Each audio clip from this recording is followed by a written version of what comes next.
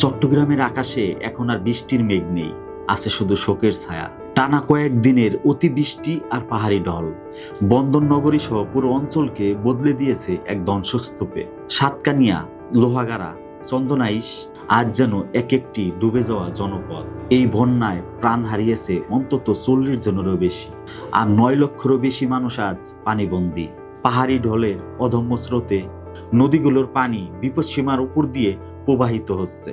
বিচ্ছিন্ন হয়ে গেছে চট্টগ্রাম, কক্সবাজার ও রাঙ্গামাটি বান্দরবনের রাস্তাগুলো। এটা কেবলই প্রাকৃতিক দুর্যোগ নয়, পাহাড় কাটা আর অপরিকল্পিত নগরায়নের কুফল আজ আমাদের এই মানবিক বিপর্যয়ের মুখে ঠেলে দিয়েছে।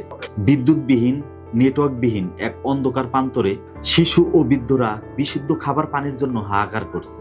সরকার উদ্ধার কার্যক্রম চালাচ্ছে, কিন্তু এই বিশাল জনগোষ্ঠীর দুর্ভোগ লাঘব করতে প্রয়োজন প্রতিটি সচেতন নাগরিককে এগিয়ে আসা। আপনার ছোট্ট সহযোগিতায় একটি শুকনো খাবারের প্যাকেট আর এক বোতল বিশুদ্ধ পানি হয়তো বেঁচে থাকার আশা যোগাতে পারে কোনো এক অসহায় মানুষের মনে। চট্টগ্রামের এই কান্না যেন আমাদের সবার বিবেককে নাড়া দেয়। আসুন এই দুঃসময়ে কাঁধে কাঁধ মিলিয়ে যার যার অবস্থান থেকে সবাই পাশে দাঁড়াই।